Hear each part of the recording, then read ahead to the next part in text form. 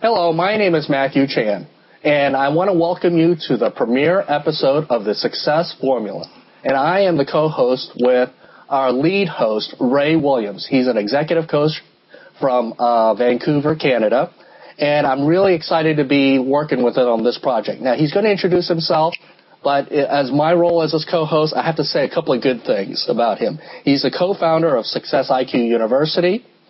He's also a columnist for Psychology Today, Fast Company, and the National Post. And basically, he's just an all-around nice guy, on top of everything else. So, welcome to the show, Ray.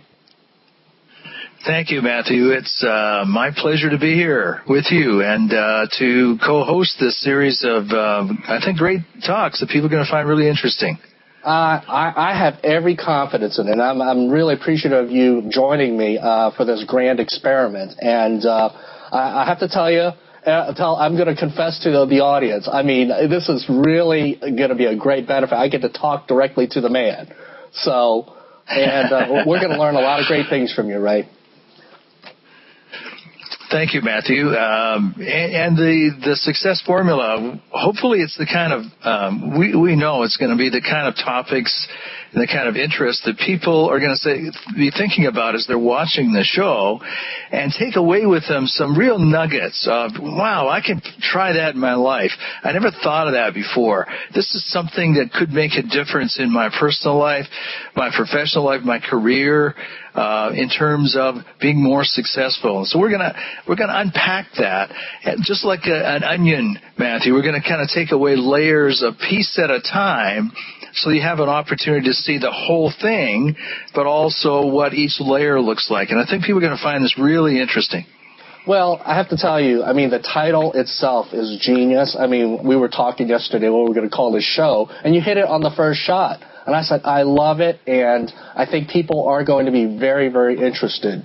And having spent time with you, I know you have very interesting ways of looking at things, and the methodology in which you work, people are in for a treat, right?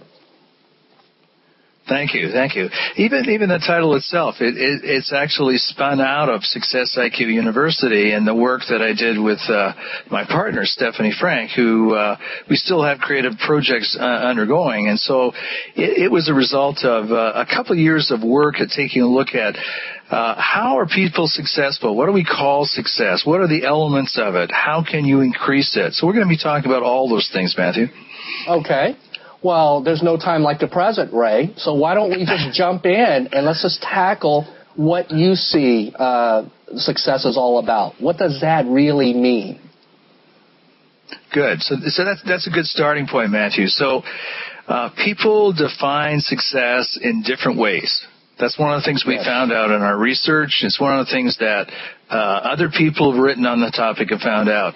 And next to happiness, if you Googled it, probably success has got more listings on Google than anything else other than happiness. At one time, Britney Spears was up there, but she's kind of fallen now. So what is success? People define it differently. For some people, it's wealth. Yes. For some people, it's happiness. Mm-hmm. For other people, it's just money, which is not the same as wealth. For other people, it's longevity and health. For other people, it's family. So one of the things we found out is that people define success in a number of ways. Yes. And what we took a look at, and what I've done in my coaching career and working with individuals and companies, is to take a look at what those differences are. And what we found is there's actually some very broad similarities and connections amongst all those definitions. Is that right? So I've got a prejudice in advance that I can say right now is that everything we've looked at says that money in and of itself does not bring success. Totally agree. And we define success in a much broader manner. So I'll stop there for a moment and maybe let you ask some more questions. Well, I was just kind of taking it all in because you really are trying to address really what is a pretty broad field. I mean, as you were listing all the different items that a lot of people consider themselves, like family and money and wealth and all that things, I was thinking that as people, I think we're also a conglomeration of looking for all of these things and to varying degrees. What do you think? Yeah, exactly. So for person A, call him Bob for want of a different name, he's going to say, well, I'm going to define success by becoming a multimillionaire or a billionaire. That's the way I'm going to define it. Another person says, you know what? I don't need $1 billion. I'm okay with a couple million, and I'll regard myself successfully. Another person may say, well, I don't even need a couple million as long as I've got my house paid for, some money coming in for retirement, my kids supported through college, and being able to take vacations, then I define myself success. So you can see, Matthew, that there's really a scale of measurement there that's very different for different people. Right. Well, let me ask you, because of your background as an executive coach, what are the things that you're primarily exposed to, may I ask? Right. So let's take one layer away from that. Given the fact that everybody defines success in a different way. Now, in our culture, we kind of lean heavily towards the money or the wealth angle. Yes. But here's an interesting thing. When you start taking, will it bring you happiness? Right? So will all that wealth make you happier? Often happiness goes along and is linked with the notion of success. So you become that billionaire, that millionaire, that successful professional in a scientific career, become one of the greatest surgeons or lawyers or whatever it happens to be. Will that necessarily make you happier? So we took a look at that particular issue as well, is seeing the link between happiness. Here's some interesting findings we found. Beyond a certain level of wealth, your happiness level does not actually go up. So you're probably going to say to yourself, what's the level? What's the magic kind of number? Is it $1 million, $2 million, $10 million? Here's some interesting things. If you just take the issue of money and linking that to happiness and then to success, one of the things they found in research, and this is research is being done by economists as well as psychologists. So it's not just people who are psychologists or psychiatrists that are studying this. It's economists as well.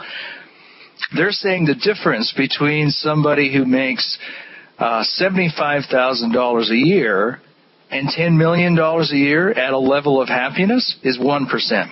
Really? Why is that? 1% difference in happiness level. Why so small a difference? All. Well, that's what they tried to find out. And so they account for it by what happens is you get used to that level of wealth. That is You get psychologically used to it. Yes. And that now becomes the new basement. That is right? true. So you have to either have to substantially improve it and do something with the money, or nothing changes. So as a result, people who make an average of $10 million a year in personal income are not much happier than people who make $200,000 a year or $75,000 a year. The gap is not like 50% happier. So you could say they're not 50% more successful because they're not happier.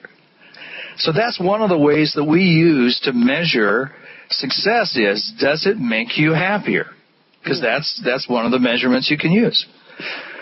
So that's kind of issue number one, the link between happiness and success. And one of the things we found is that money alone will not increase happiness. Now, if you're only making $10 a year, Matthew, you may want to increase that level, right? So it doesn't mean that, being on welfare or being unemployed and making no money and not having enough money for food that you're going to be necessarily happy. But here's an interesting thing. They study children in the third world, and I don't know if you've ever traveled there. You can go to the third world and go to countries where they're extremely poor, and kids are happy there. Interesting. And they're making an average of $200 a year for the whole family.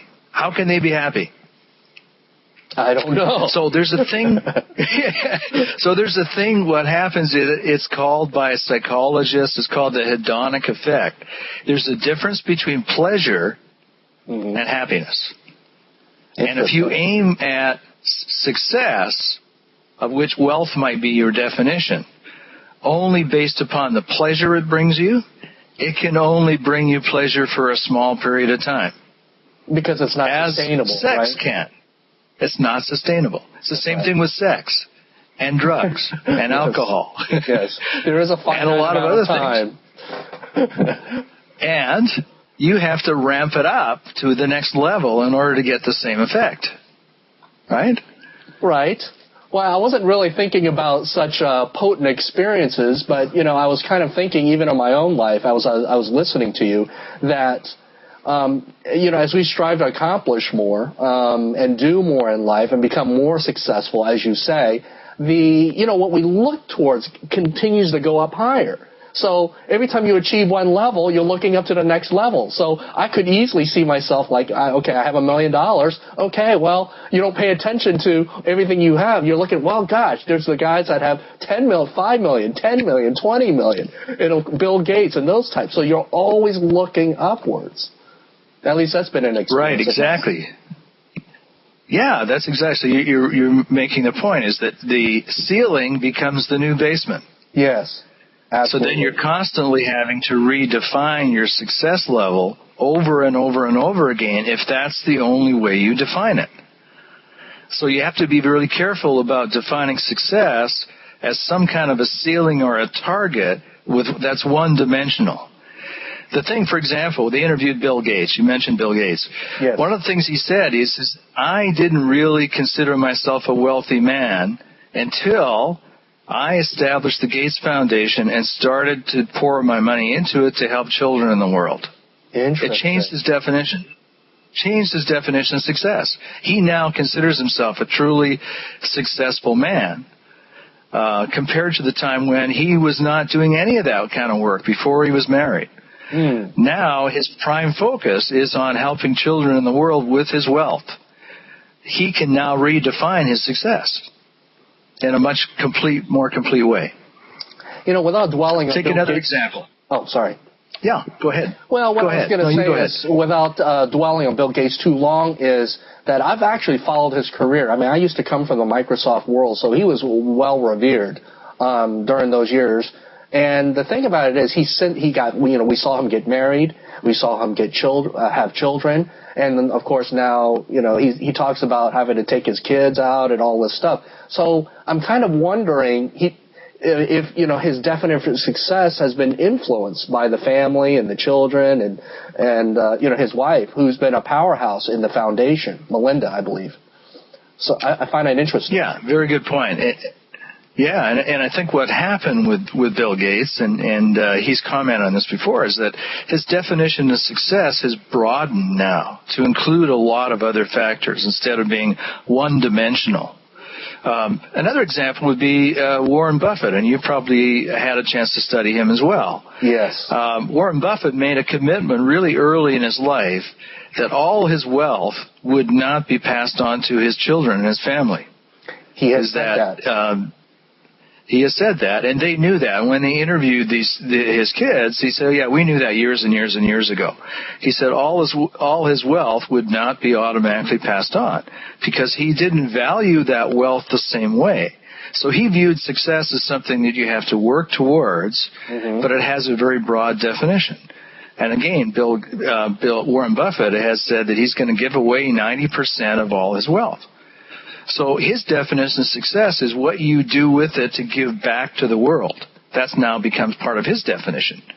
So you can see how we're talking about an expanded definition of success not being just one-dimensional.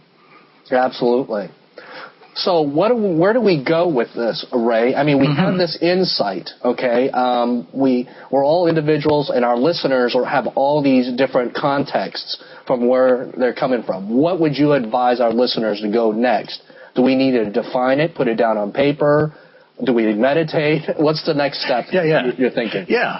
Good question. And that's what Stephanie Frank and I did when we built Success IQ University. We said, how can we, with our research and experience, actually help people go to the next step? Having kind of understood that there's different definitions and you might look at it differently, so what? What do you want to do with that? So there are a number of things we can do with that, and this can be part of our subsequent programs as well. Yes. So I'm just going to mention a couple of them because we can't get into a lot of them in this particular program today. Right. One of the most important ones, Matthew, and we've talked about this before when we've been on the Business Creativity Cruise. What's the most important thing in your life? What are the things that you value the most? What's most important to you? By being able to answer that question, you start to move towards being able to define your definition of success. So, we're really talking about your values. What are the three most important values in your life? And values are just things that you prefer over other things in a way of living. So, for example, you may say to me, friendship is the most important value in your life. Somebody else says, no, it's not friendship. It's wealth. That's number one. Somebody else may say, no, it's not. It's accomplishment. Somebody else may say, no, it's not. It's honesty. So you can see that, we could list 20, 30, 40 different values there. The most important thing is not that you know all of them, but what's the three most important ones? And what, in particular, what's number one in your life? So the first step in being able to then define what success is and moving in towards it would be really knowing what's important to you in life. Well, I'd like to throw in a comment, Ray. You brought up the Business Creativity Cruise, which for all you listeners, this is how Ray and I met and spent quite a bit of time getting to know each other. But it was interesting when you did that exercise, everyone was there on the presumption of working on their business, if you recall. And as we did the exercises, when you asked these very personal questions, it was interesting to see how people evolved, and the priorities shifted. So they came for one thing, and they ended up leaving for a whole different thing. It's a very interesting how that works, because what ended up happening, as I saw it, as an outsider looking in, is that you got the chance to throw out the preconceived notions of what society says that should be successful. It became about them and what their personal definition was, what was important to them. Did you see the same thing? Right, exactly. Yeah, exactly. Saw that a lot. And you saw some people really reflecting on, wow, maybe what I thought was important isn't important, and that's affecting why my business is not working, or I feel like something's holding me back, or I need to focus somewhere else. Yeah. So that's a starting place. What's most important to you in life? Because that's a place that will influence your business decisions and how you're going to be successful. And so we go through that in detail. I do that with my coaching clients in detail, whether they're a president of a company or an actor or a professional athlete. I've got a variety of clients.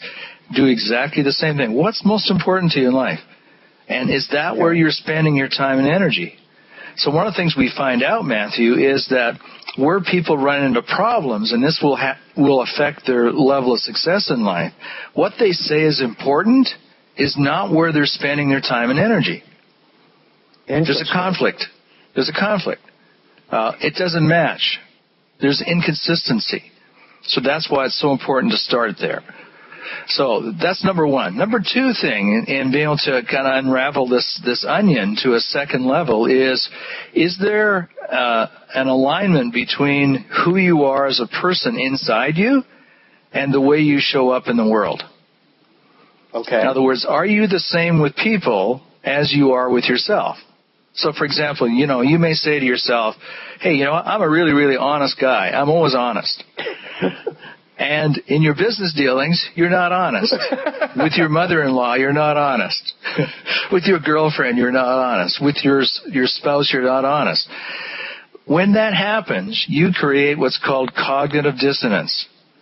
That kind of cognitive dissonance can be a contributor to illness, cancer, heart conditions, diabetes, unhappiness, mental health problems. 20% of people in the United States now are mentally ill at one point in their life. The numbers are going up.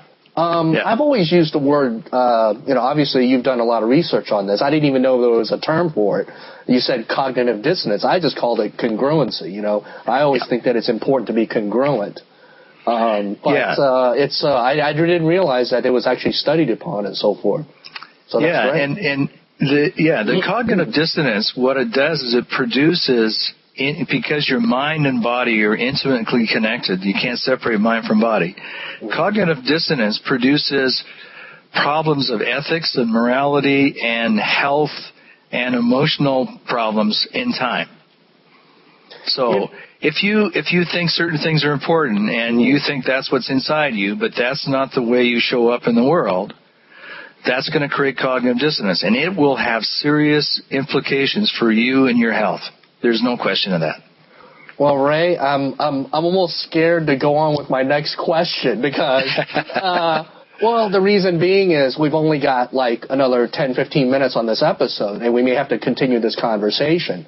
Right. But, you know, it's like, okay, so you have this realization, but I'm thinking to myself, I think there's a lot of fears and concerns about people trying to pursue their true selves because of social pressures or their family and that kind of thing. I mean, that's some of the things that come to mind, at least from my personal experience, as I've gone through the journey of life. You know, people thought, you know, you should be one way and you really want to do other things. What do you say about that? Right. Yeah, that's a very good point. And what I would say about it is that too many people spend their lives shooting on themselves. I've used that term. There's a lot of shooting going all over the place. Stop shooting. Yeah, and you know, where shooting comes from is you're doing something that somebody else wants you to do, and you learn that early in life. You do. Mom and Dad said, well, you shouldn't do that, Matthew. Matthew, you should do this. And so we get these messages that we should be a certain kind of person and do a certain kind of thing or pursue a certain kind of career because that's expected of us by people who had great influence. Lifestyle, you know. Exactly.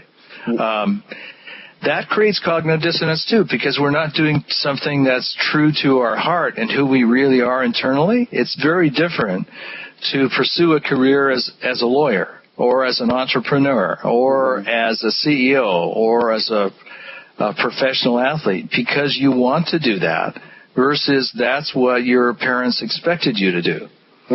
So what I've dealt with is, if not tens, at least hundreds of extremely successful people who were in their 40s who turn around and say, I hate my job, I hate my career, I never wanted to do this, and it's killing me. You know, it's funny you bring that up about the 40s. Do you think this has any ties into what media calls a midlife crisis? I mean, there just seems to be, and it happens to men and women, and it manifests itself in really weird ways. You know, where there's these dramatic changes. And it's sort of like what you said. I'm sick of it. I've had all I can stand, whatever. I mean, I'm in a shitty marriage. I mean, I've got to change my life. What do you say about that?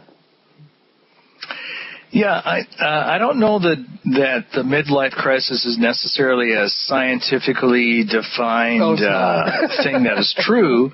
Yeah. I think what happens is people start early in life shooting on themselves and doing what they really don't want to do and not being in touch with who they really are internally so that they can really define success clearly. And then they go through 10 or 12 years of that. And, you know, from their 20s into their late 30s, early 40s. And what they find is that it builds up. And the frustration and the tension and the cognitive dissonance builds and builds and builds. And then they get to the point where they say, that's it, I can't take this anymore. Yeah. Something's got to change. So often the changes are external. So if I just had a new wife, that would solve it. Yeah. If I just had a new career, that would solve it. If I just started up a new business, it'd solve it. But what we found and what I found in working with people, it doesn't always solve it because they didn't go through the process of looking inside. They didn't look inside and say, what's really important to me? Am I living my truth? Which is another part of becoming successful. Are you living your truth? Do you live your truth? Do you really know who you are? And is that the person that shows up every single day that you do things? Interesting.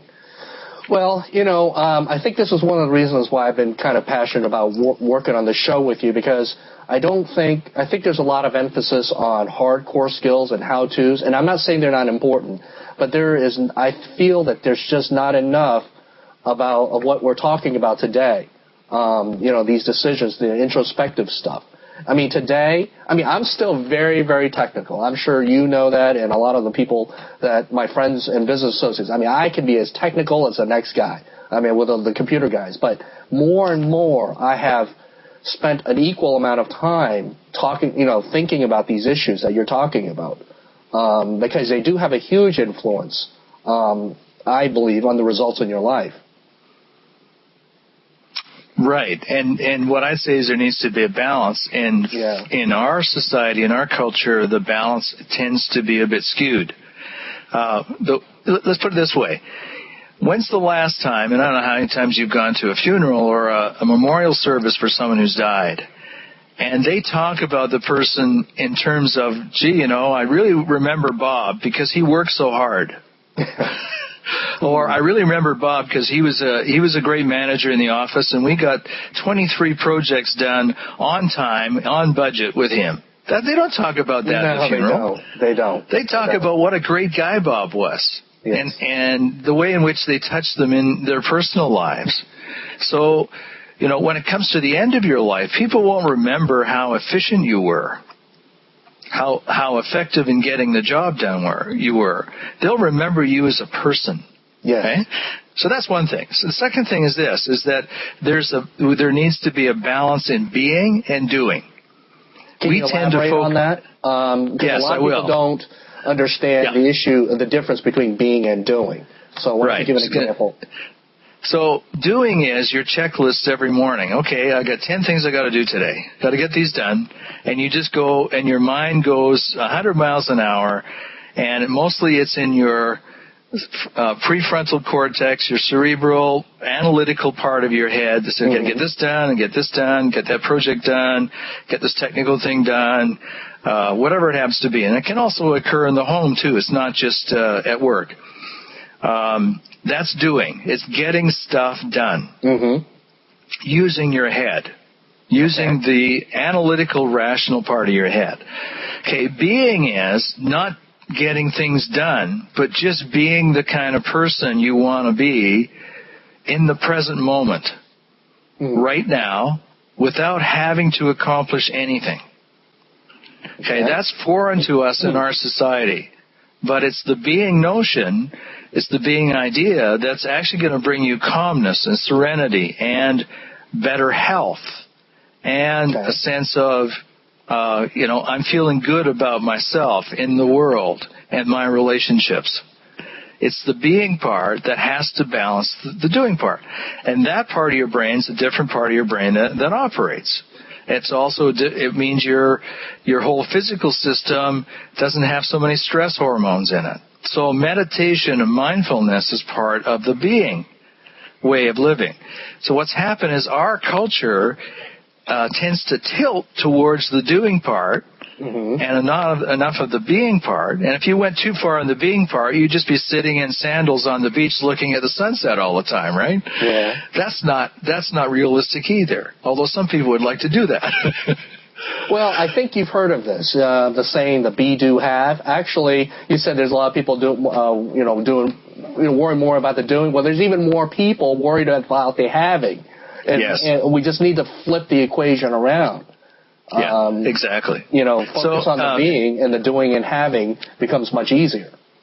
Yeah, and the having often comes out of the doing. Because when you think about it, if you're in a being state, what do you actually have? You don't have anything because it's not an acquisition thing.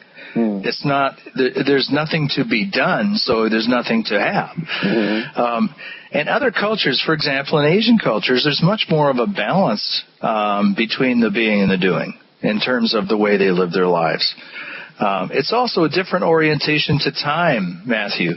Is if you're always in the being state, where is your mind in terms of time? It's in the future. Yes, it's the next thing to do. Right? I am guilty of it. So you're not present. I'm guilty. So if your mind is constantly in the future, you're not being present about appreciating the moment that you're living in and fully appreciating the person you're with or the thing that you're doing. You lose track of that. You don't really fully appreciate it.